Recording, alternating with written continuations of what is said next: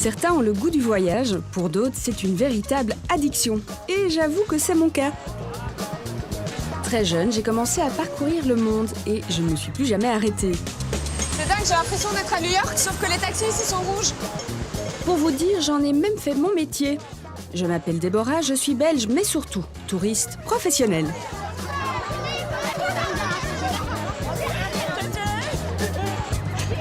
J'ai toujours été happée par des expéditions dans des endroits isolés. Mais aujourd'hui, j'embarque pour un tout autre voyage afin de découvrir les jungles urbaines. Voilà, hop, hop, hop, hop, non, non, non. Oh, je crois qu'on n'est pas le bienvenu.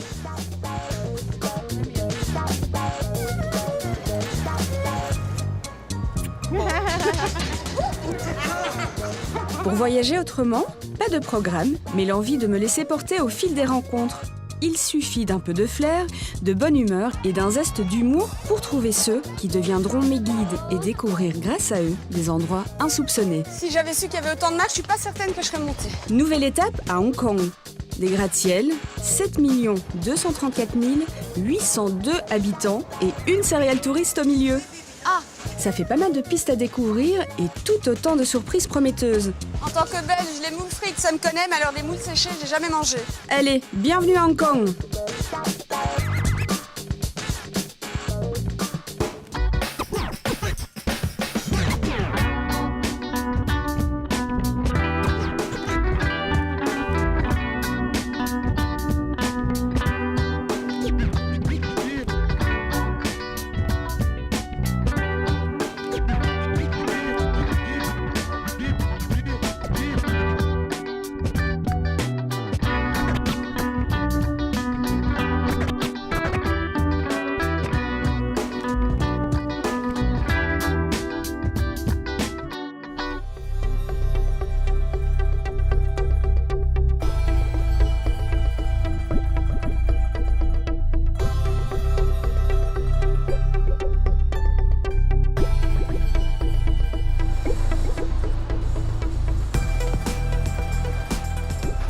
Premier pas à Hong Kong.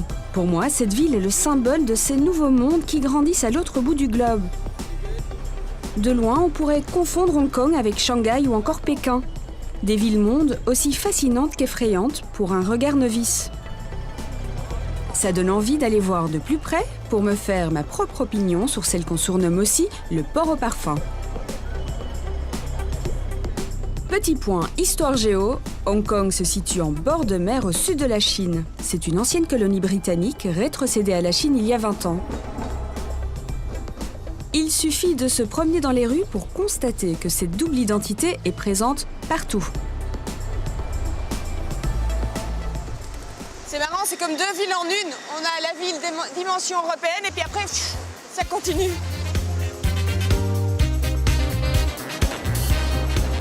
Hong Kong est tout simplement la ville qui compte le plus de gratte-ciel au monde, 2 fois plus qu'à New York.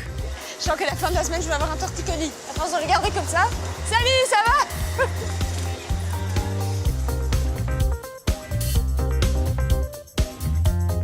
Coincée entre le bord de mer et des montagnes, la ville s'est fait de la place en hauteur, toujours plus haut. Voici l'International Commerce Center, 484 mètres de hauteur, en toute modestie. Pour prendre la mesure de cette démesure, ma première quête est de dénicher le plus beau panorama de la ville. Direction le Peak Tram, un funiculaire construit en 1888. Accroché à flanc de montagne, il vous fait basculer en quelques minutes dans un autre monde.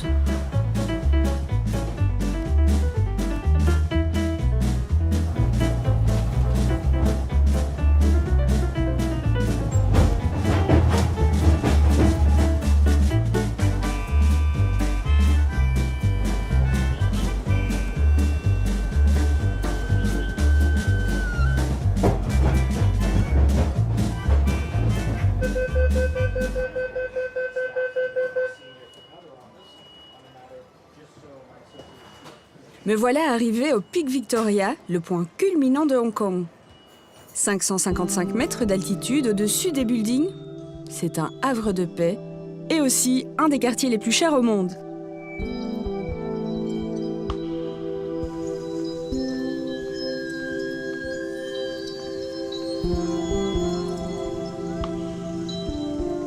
De l'air, du verre, tout ici invite à la détente.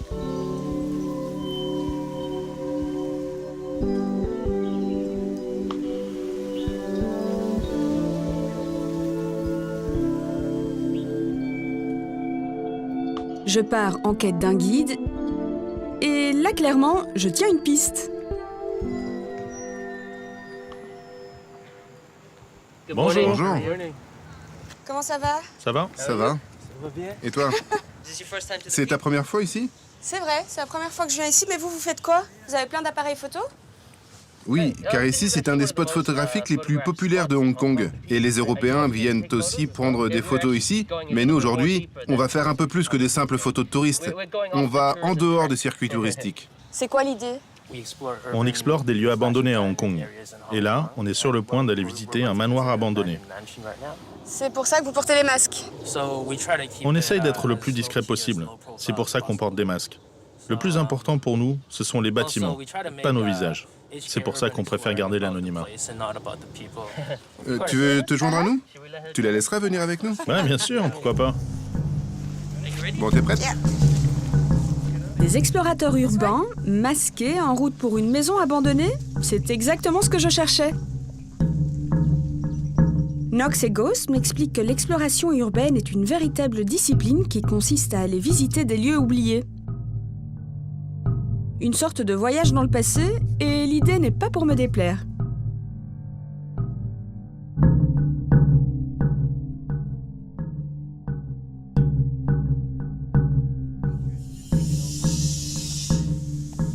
La maison est juste là. C'est cette maison-là? Oui. Je pense qu'on va pouvoir rentrer. Ça m'a pas l'air si abandonné que ça, hein.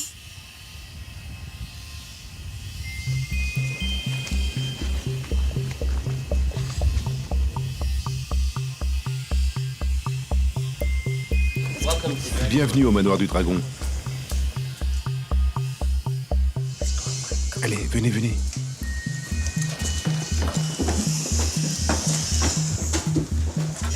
C'est par ici.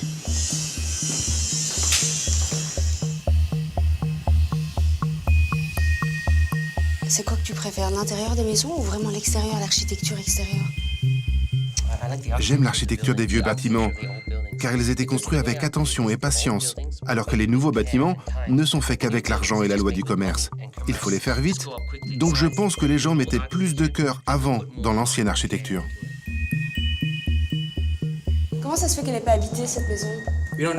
On ne connaît pas la raison exacte, mais notre supposition, c'est que le propriétaire attend probablement que les enchères montent avant de vendre sa maison au plus offrant.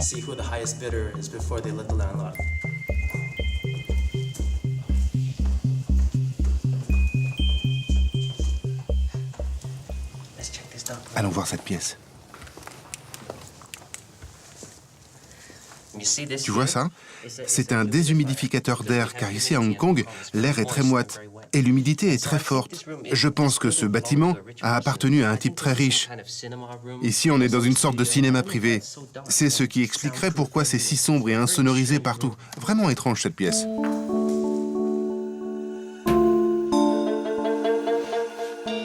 J'apprends que le Dragon Lodge est un ancien manoir construit avant la Seconde Guerre mondiale.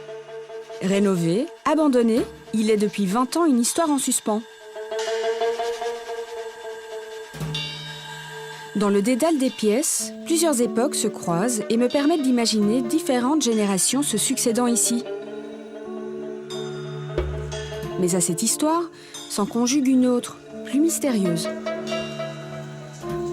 Elle a un passé intéressant, cette maison. Beaucoup de gens qui ont vécu ici ont écrit des histoires qu'ils ont mis sur Internet à propos du fait qu'ils voyaient parfois une petite fille rôder autour de cette maison.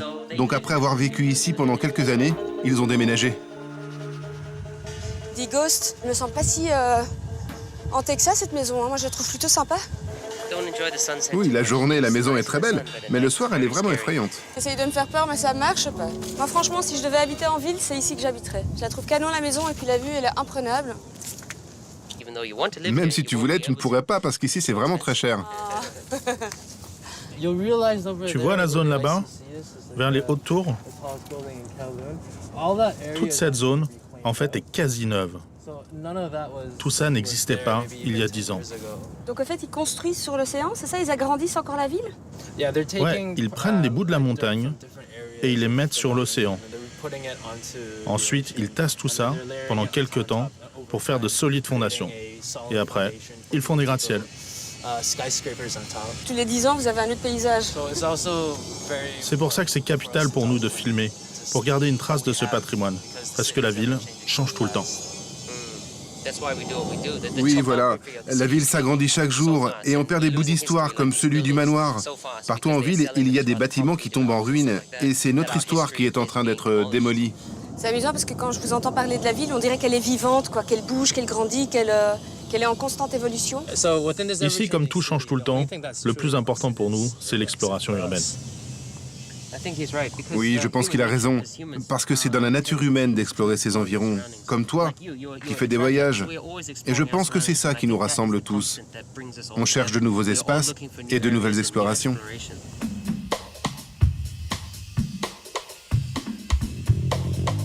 Partout dans le monde, les villes sont écartelées entre tradition et modernité. C'est même ce qui les définit. Mais en écoutant mes guides masqués, il semble qu'à Hong Kong, il existe un vrai fossé entre le passé, d'une ville à l'horizontale fait de larges demeures et de grandes terrasses, et le Hong Kong nouveau, vertical, encombré, mais tout aussi passionnant.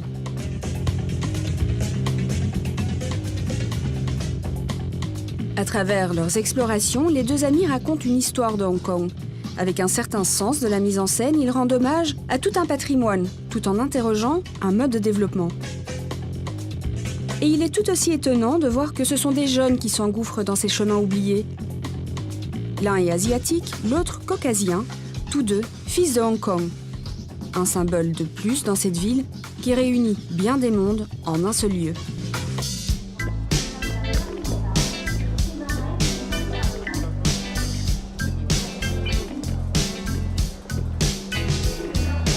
Pour comprendre comment vit la jeunesse de Hong Kong et découvrir quelques bons plans pour sortir, j'ai pris contact avec une blogueuse très suivie sur les réseaux sociaux.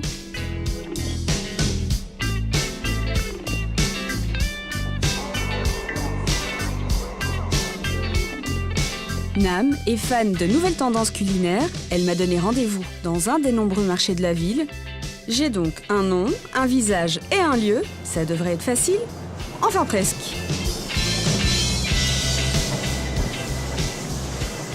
Je suis censée la retrouver ici, quelque part.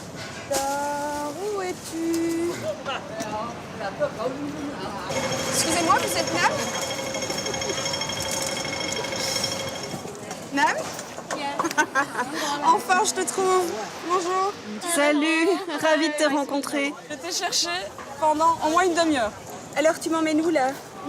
Il est un peu tôt, mais les snacks doivent être ouverts. Donc on peut y aller, et si tu as toujours faim, on pourra aller dans un café tendance.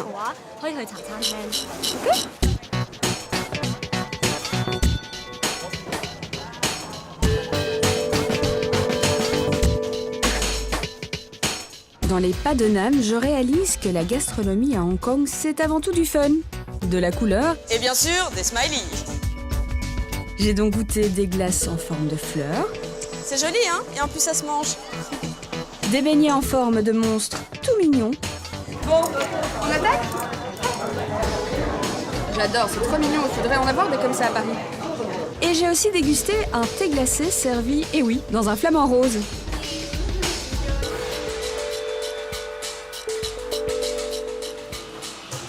Il y a des trucs dans le thé. J'ai du citron, j'ai de la pastèque. Qu'est-ce que j'ai d'autre? Des petites graines de fruits de la passion. Il y a certainement encore des trucs au fond. Et ah oui, d'accord. Et c'est pas un petit peu de tapioca, il y en a plein. C'est bien parce que c'est vraiment une manière de réinventer la tradition du thé en Chine, en fait. Le thé a une longue tradition en Chine, mais habituellement on le boit chaud. Mais en le prenant froid et préparé comme ça, c'est une expérience plus excitante. Et il y a d'autres traditions comme ça que vous remettez au goût du jour? Tu vois les brioches qu'on a mangées? Elles étaient toutes mignonnes. Les gens s'amusent en les mangeant et elles sont plus photogéniques pour Instagram. C'est fort, ça. D'ailleurs, on va faire un selfie maintenant. En rencontrant Nam, je m'attendais à découvrir une tradition culinaire, à voyager dans l'un des 11 000 restaurants de la ville. Mais je constate que pour la nouvelle génération, le goût passe en second plan. Pour eux, c'est l'image qui prime, et le sourire aussi. Tu me les envoies? Côté tradition, il en existe une bien ancrée. Un spectacle captivant et peut-être même la promesse de changer de vie. Me voilà en route pour l'hippodrome de Châtine, l'un des 2 hippodromes de la ville et temple incontournable des parieurs.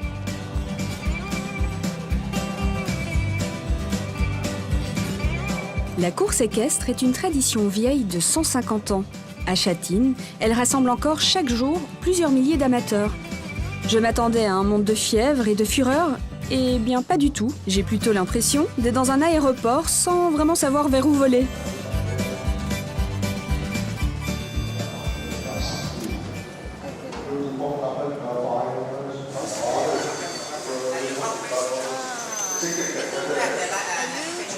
Vous essayez de faire un pari? Oui, au fait j'essaye, mais c'est ma première fois. Tu peux d'abord aller sur le paddle pour voir les chevaux marcher devant toi. D'accord. Tu peux déjà commencer par ça. Vous m'accompagnez? Oui, bien sûr, je finis. Good luck. Ok, suis-nous. Hi, bonjour. Et là, pour voyager autrement, le principe s'applique. Il suffit de trouver une guide qui répond au sympathique nom de Kitty et de ne surtout plus la lâcher. Première étape, découvrir les forces en présence. Bon, c'est ici que tu viens pour choisir ton cheval? Oui, en fait, on voit les couleurs des chevaux, à quoi ils ressemblent, s'ils sont confiants ou bien fatigués, ou encore nerveux. Ça vient juste du cœur. Il n'y a pas de science, pas de statistiques. D'accord. Et celui-ci t'inspire quoi? Tu vois les oreilles qui bougent comme ça? Oui. Ça veut dire qu'il est un peu nerveux. Deuxième étape, miser sur le bon cheval. Ensuite, tout est une question de chiffres. Kitty, dis-moi, alors comment il faut que je parie? Quel est ton favori? Le 8. Ah, tu as pris un numéro qui porte chance. Ça va te faire gagner de l'argent. Il y a d'autres chiffres qui portent bonheur? Le 3, le 9. Le 3, le 9. Ne prends pas le 4, c'est la mort. Oh non, non. En fait, il y a plein de manières de choisir un bon cheval. Tu peux simplement regarder comment il est, ou bien c'est ta date d'anniversaire qui te porte chance, et peut-être que le 4 est bon. Ou encore, j'aime bien le jockey, j'aime bien l'entraîneur. Tu peux même choisir à l'aveugle. Tu fermes les yeux, pointe sur le journal et tu choisis ce numéro, et puis voilà. Ok. Bon, en fait, il n'y a pas de règles, ou très peu. J'ai donc pris le 8, symbole de l'infini, et aussi parce que j'aime bien le mois d'août. Le 8e mois de l'année, le soleil, les vacances, enfin tout ça quoi. Ça y est, j'y étais, la chance allait me sourire, c'est sûr, j'allais gagner.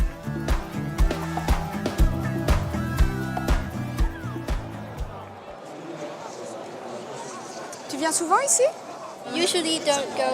D'habitude, on ne vient pas souvent en course hippique. À part avec des amis, s'il y a des boissons ou un buffet gratuit par exemple. Donc pour toi, c'est surtout quelque chose de festif? Oui, c'est ça. Donc la plupart des gens viennent ici par plaisir, en fait, plus que par intérêt de gain.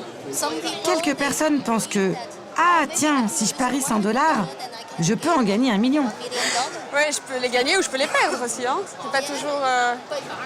Oui, mais tu sais, parier, c'est quelque chose de très sexy.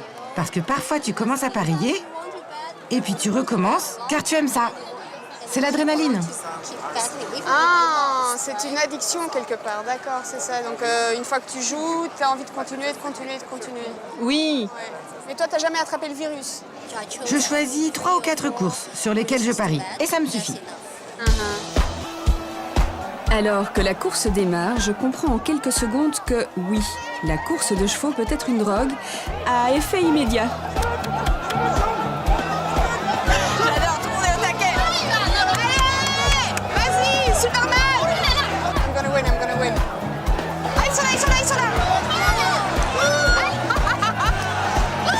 Oh, 7, 9. Ah, il est là.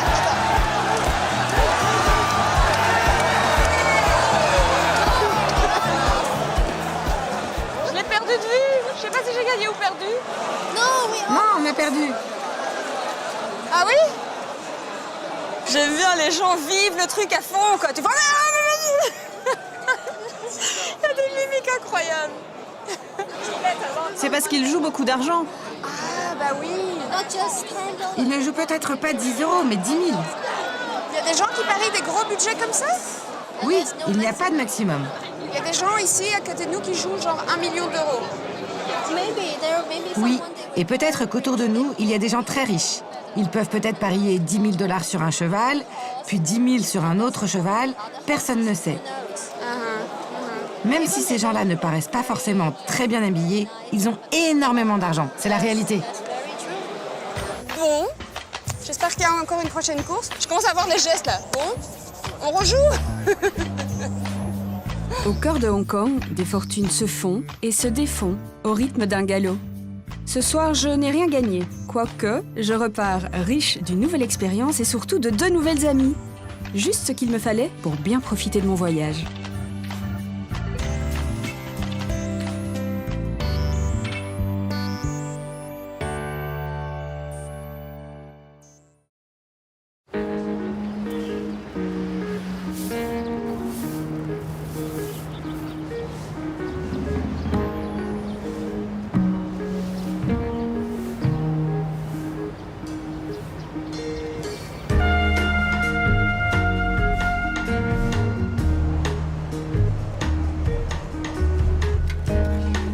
Ce matin, changement de décor.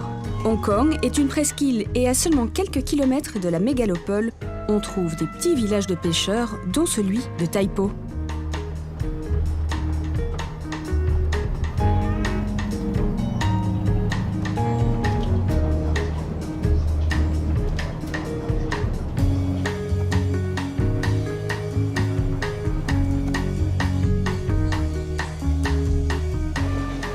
I'm going to Saronsai. Après 35 minutes de transport seulement, je découvre un village plein de promesses. Un rythme tranquille et des maisons à taille humaine. Mais pour en savoir plus sur les bons plans de Tai Po, comme toujours, j'ai besoin d'un guide. Josa. Bonjour. Bonjour. Good morning. Ah, vous parlez anglais. What are you Qu'est-ce que vous doing? faites? C'est pour boire. C'est pour faire du thé. Oui, voilà, du thé, oui. Bon, le premier était occupé, alors je vais tenter ma chance un peu plus loin.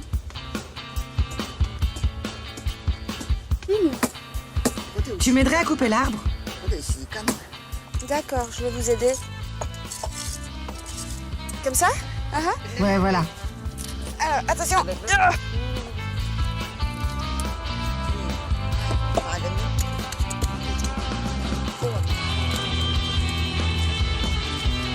Ici, comme ça. Oui, oui. Si on lui coupe la racine, ce sera peut-être plus facile. C'est bien? Je le fais bien?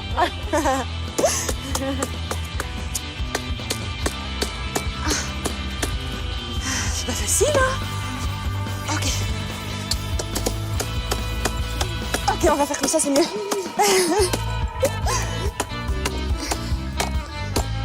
Eh ben, dis donc. Ils ont de la force ici. Hein. Comme ça. Elle est bien attaquée. Là, j'ai fait tout ce que j'ai pu, Comme ça? Ah non, maintenant. sans résultat. Aïe.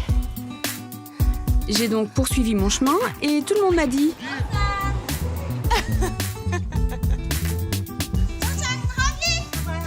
alors j'ai bien tenté quelques... Allô? Allô? Mais je n'étais pas plus avancée. Dans ces cas-là, il existe une solution valable dans tous les pays du monde, le marché. Car le marché est toujours une valeur sûre pour faire des rencontres, comprendre un mode de vie, et à l'autre bout du monde, il réserve toujours son lot de surprises. La peau de serpent, ça, non? Le fruit du dragon. En tant que Belge, les moules frites, ça me connaît, mais alors des moules séchées, j'ai jamais mangé. Hello. Bonjour, Can I taste je peux en one? goûter une? It's good. C'est bon. Merci.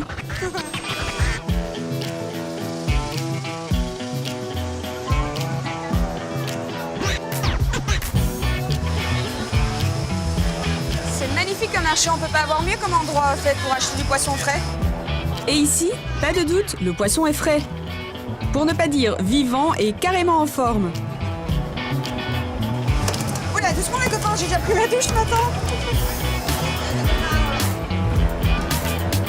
Je découvre toutes sortes de crustacés, disons plus ou moins inspirants.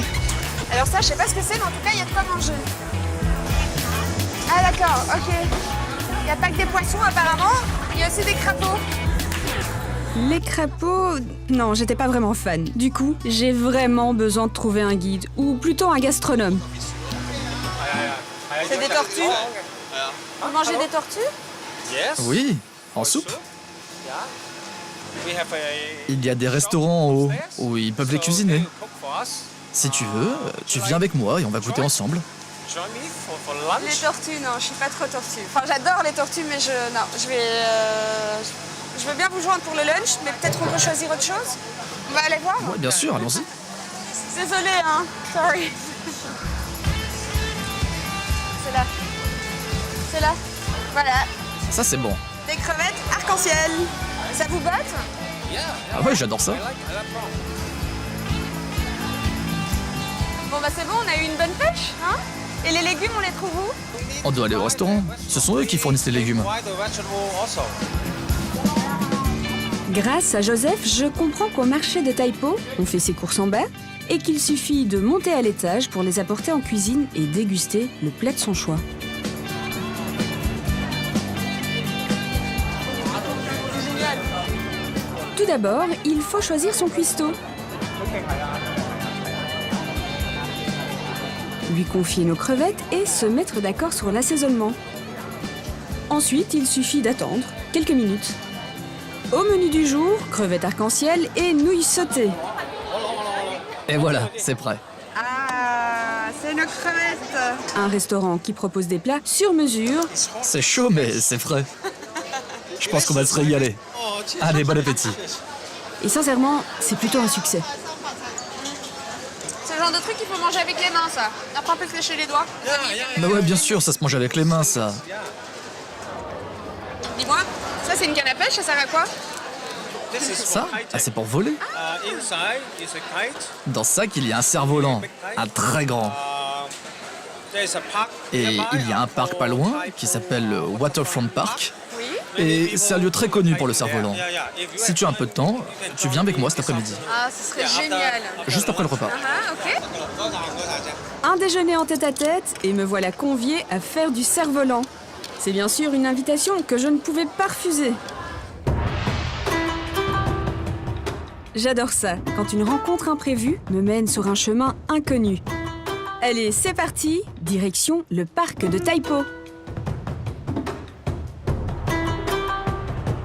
C'est joli ici. Oui, c'est calme. Les oiseaux chantent, c'est bien. Il y a peu de gens. Ça, c'est quelque chose de rare à Hong Kong. Trouver un endroit avec peu de gens. J'habite dans ce quartier depuis plus de 6 ans maintenant. On adore cet endroit. C'est paisible, avec beaucoup d'espace. C'est très aéré et beaucoup plus vert qu'à Hong Kong.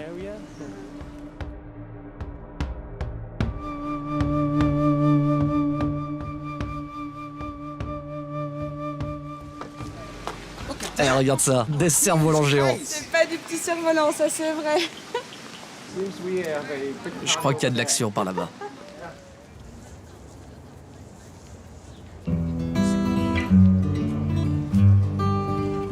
En arrivant, je découvre un spectacle incroyable.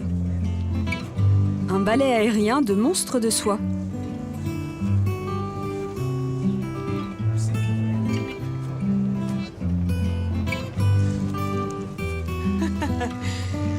On dirait un enfant.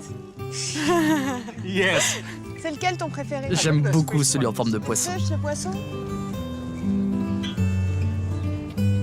Aux commandes, on aurait pu s'attendre à voir des enfants, mais ce sont des hommes plutôt âgés.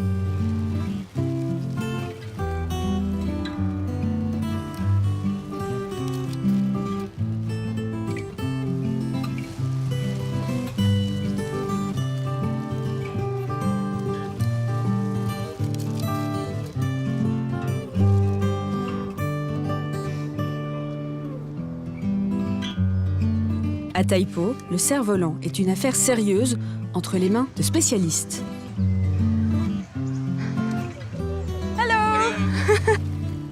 Ils sont beaux, hein, tous ces cerfs-volants. Oui, c'est moi qui les ai faits. En écoutant Maître Liu, et oui, parce que Monsieur Liu est un maître de cerf-volant, j'apprends donc que construire et faire voler ces objets est tout un art. Ça, c'est la lune.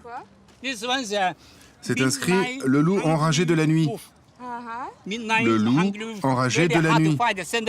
Ça a été très difficile de trouver son centre de gravité. J'ai essayé plein de fois, là et là. Ah, c'est ça. Donc en fait, vous mettez les poids ici et puis vous changez jusqu'à quand vous trouvez le bon axe. Le centre de gravité est très dur à trouver pour les cerfs-volants ronds. Ils tournent toujours en rond sur eux-mêmes sans jamais s'arrêter. Mais avant de faire les cerfs-volants, je les dessine sur une petite feuille. Celui-là, par exemple, c'est l'araignée. Et là, c'est le loup. Henry. Ça, c'est un ovni. C'est mon prochain projet. Ils sont jolis ces dessins, c'est magnifique.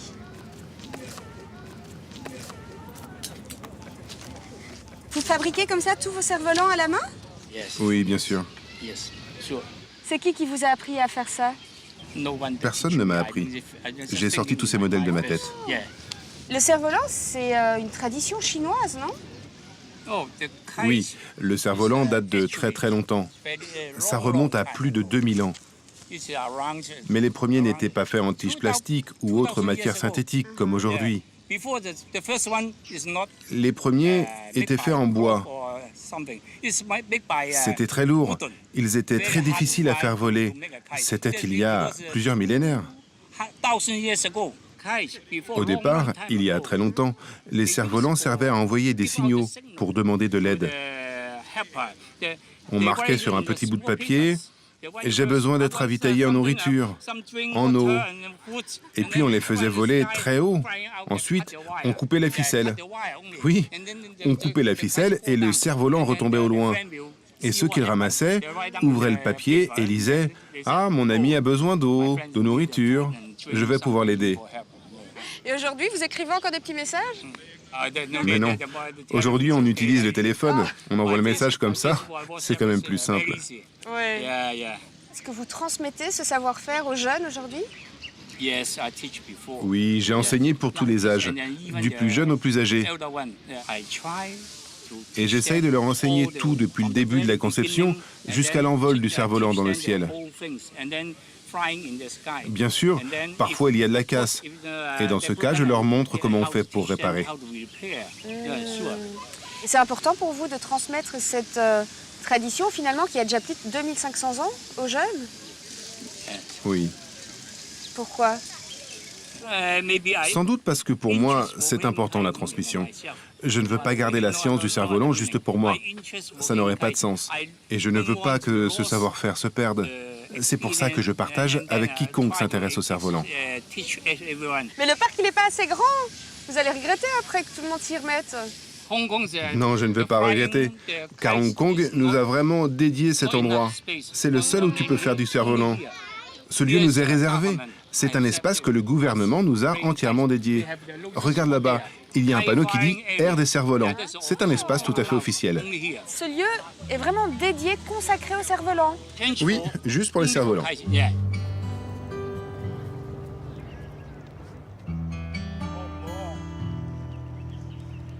Je quitte Maître Liu sur un dernier conseil.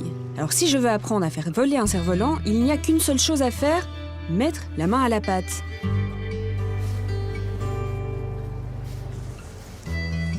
I go with you? Yes. Okay. And then we run. Premier exercice, se familiariser avec l'engin.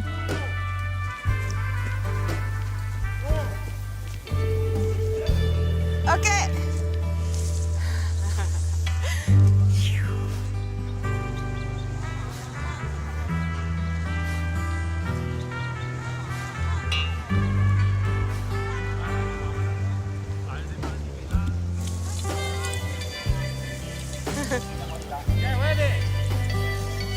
Yeah!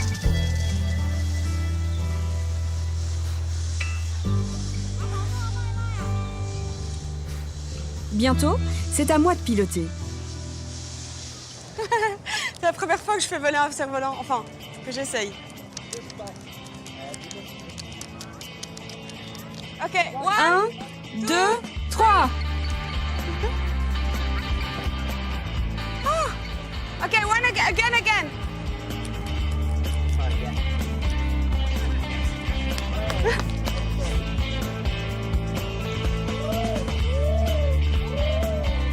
J'ai trop assuré, j'adore. La fille qui se la pète, mais non, il est là, il vole, bel et bien. Et il ne faut pas longtemps pour comprendre que faire voler un bout de soie est un vrai plaisir qui n'a pas d'âge. Joseph, regarde! Fantastique. Regarde-le bien, regarde-le bien. Ah, mais il est plus loin, le tien.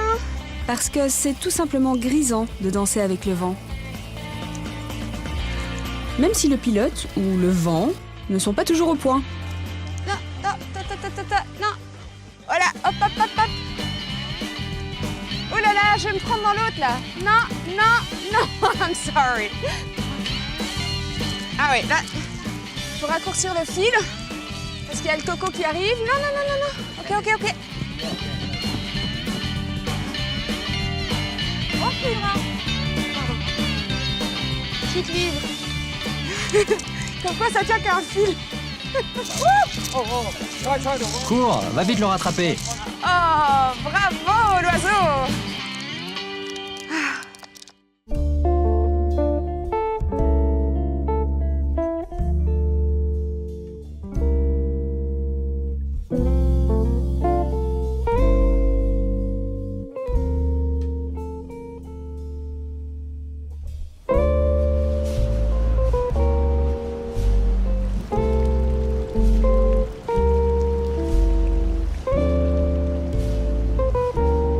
De retour à Hong Kong, je retrouve ce mélange étonnant de cultures mondialisées. Grosses voitures, grosses enseignes, et tiens, du basket. Hong Kong fait voyager en un pas d'une tradition millénaire et ses cerfs-volants à un monde lancé à pleine vitesse. Une chose est sûre, Hong Kong est une ville qui demande à être découverte pas à pas, pour comprendre toutes ces strates et pour mettre à jour les nombreuses couches qui habillent la ville.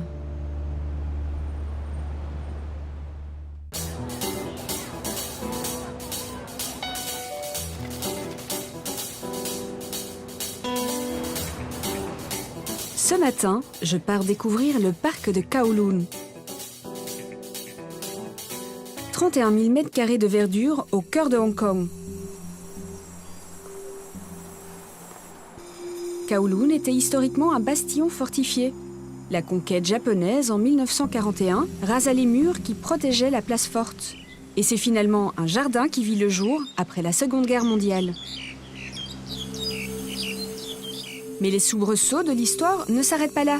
Kowloon fut alors pendant des décennies un lieu à l'abandon, haut lieu de trafic de drogue et de crimes en tout genre.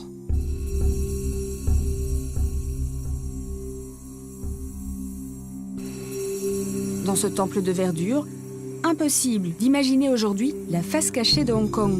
Et pourtant, il faudra attendre les années 90 pour que Kowloon devienne ce temple de sérénité.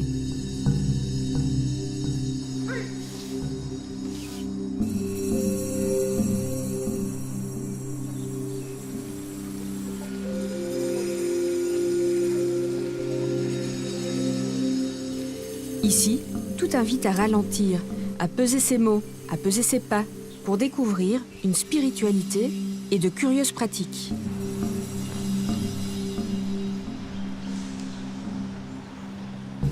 Je peux vous demander ce que vous faites? Ah bah là, j'utilise ce compas pour chercher le yin, le yang et les 5 éléments du feng shui. Bon, le feng shui, j'en ai entendu parler, c'est plus ou moins l'art de comment organiser sa maison. Et alors, pourquoi vous êtes là pour faire du feng shui dans un parc? Depuis ce parc, je peux voir la zone et tout le quartier, et savoir aussi quel immeuble a la meilleure énergie. Donc si quelqu'un cherche à acheter un appartement, je peux lui dire « prends celui-ci » ou « prends celui-là ». Avec cet instrument, je peux précisément savoir où se trouve la meilleure énergie cette année. Car tous les ans, l'énergie change et se déplace. D'accord. Bon, on va pas se mentir, j'ai pas tout compris. Mais j'en sais suffisamment pour comprendre que Dillon est le genre de personne qui rend visible un monde invisible. Et croyez-moi, c'est une belle promesse de voyage.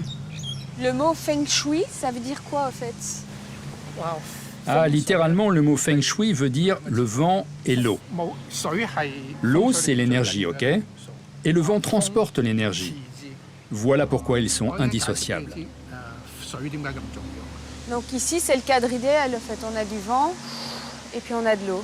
Donc c'est un endroit feng shui. Oui, je vous donne un exemple. Si je trouve un appartement, comment savoir s'il a une bonne énergie à l'intérieur?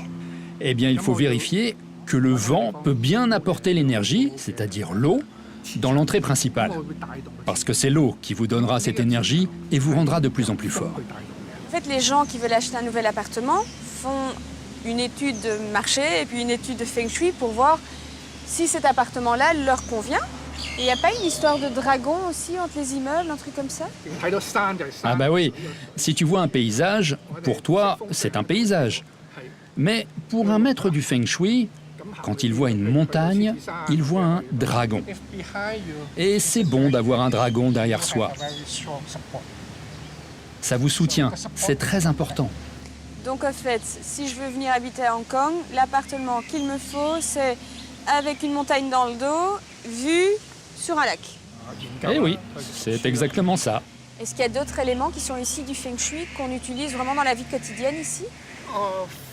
Oui, chaque individu a naturellement deux éléments qui le caractérisent, comme la terre ou l'eau. Donc si tu connais tes éléments, cela t'aidera au quotidien.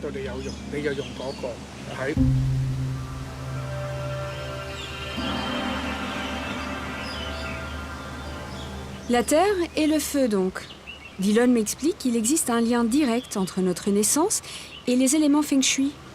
L'astrologie chinoise est donc une déclinaison naturelle de sa science. Et voilà que mon voyage prend un tout autre chemin, inattendu et droit vers le futur.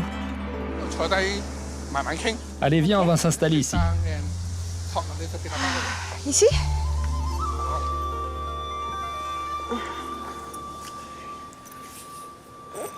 J'aime bien cet endroit. Il est calme et quand je dois lire un thème astral, j'ai besoin d'être serein. Quel est le type de personne qui vient vous consulter pour ce genre de thème astral? La plupart des gens qui viennent me voir sont des femmes. Elles sont majoritairement célibataires. Et 70% d'entre elles veulent savoir si elles vont se marier. Les 30% restants ont un autre grand sujet d'inquiétude. Elles veulent savoir si elles auront un jour un enfant. D'accord. Bon alors, vous avez besoin de quoi? Jour, mois, année? L'heure aussi, c'est très important. Le lieu aussi? Oui, ça aide. Alors, d'après ma date de naissance, ce que je sais, c'est que je suis un singe en astrologie chinoise.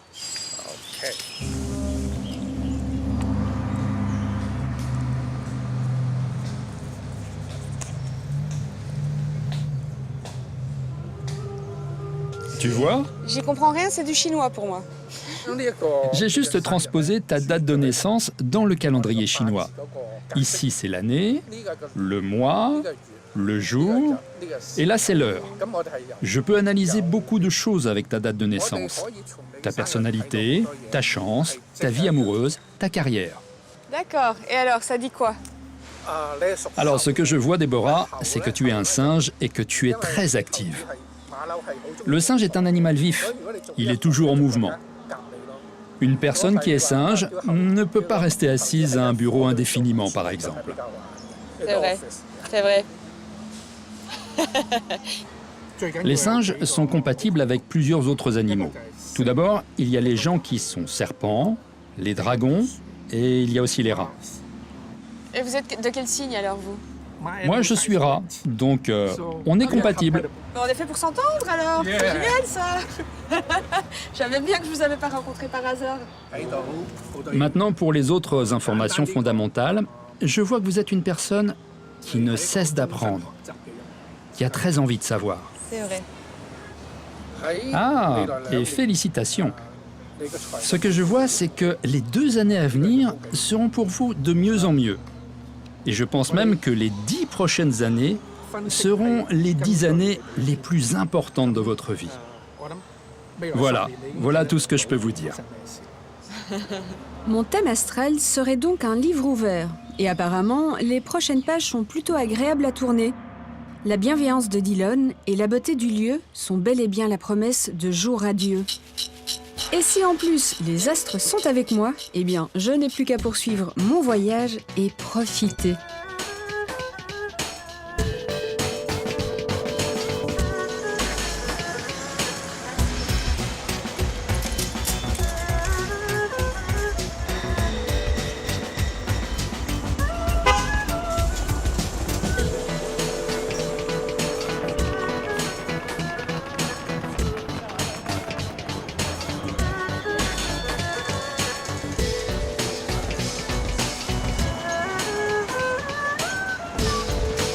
En fin de journée, je prends de la hauteur, de l'altitude.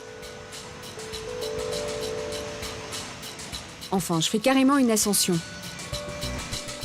Eh ben, si j'avais su qu'il y avait autant de marches, je suis pas certaine que je serais montée. Tout ça pour profiter d'un merveilleux spectacle qu'offre Hong Kong à ses visiteurs.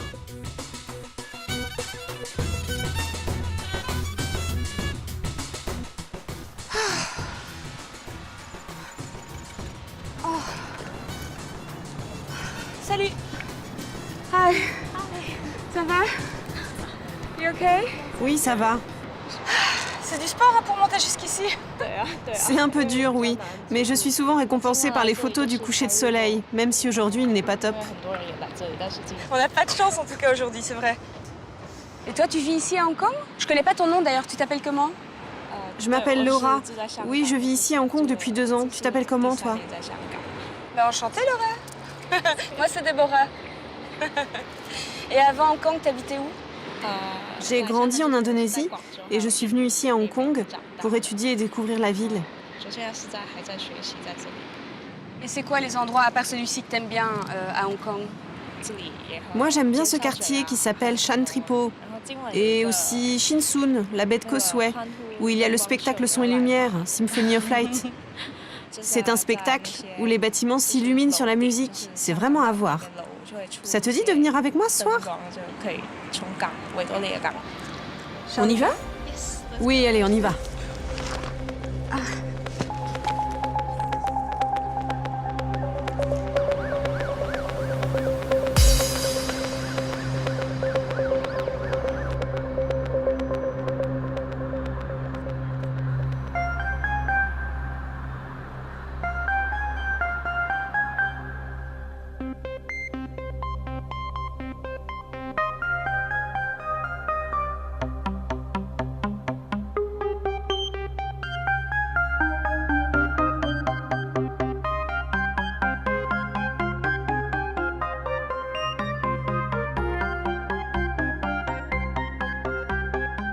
Dans les pas de Laura, je découvre un show extraordinaire.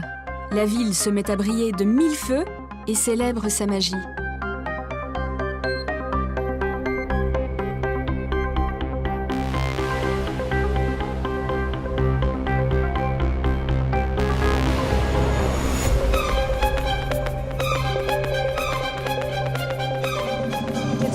C'est vraiment une mise en scène un peu comme au théâtre ou à l'opéra, tu vois, quand il faut monter le suspense.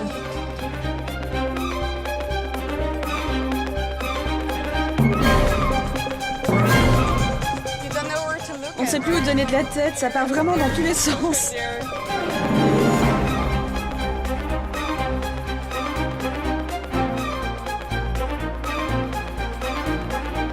On se fait un selfie, ça te dit? Ok. 3, 2, allez tout le monde, on sourit. 1.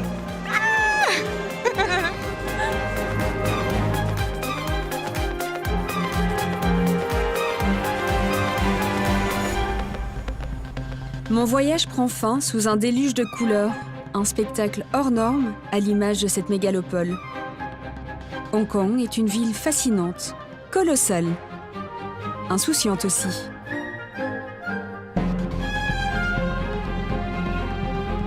Et puis, c'est le lieu du Feng Shui. Des cerfs-volants et des explorateurs urbains. Un lieu sans âge qui raconte à qui veut bien l'entendre une longue histoire, parfois bien cachée, à l'abri des buildings, mais toujours étonnamment présente. Alors, je vous le confirme, Hong Kong fait bien voyager. Bon bah voilà, c'est l'heure de partir pour de nouvelles aventures et puis comme on dit ici, Chai Kin!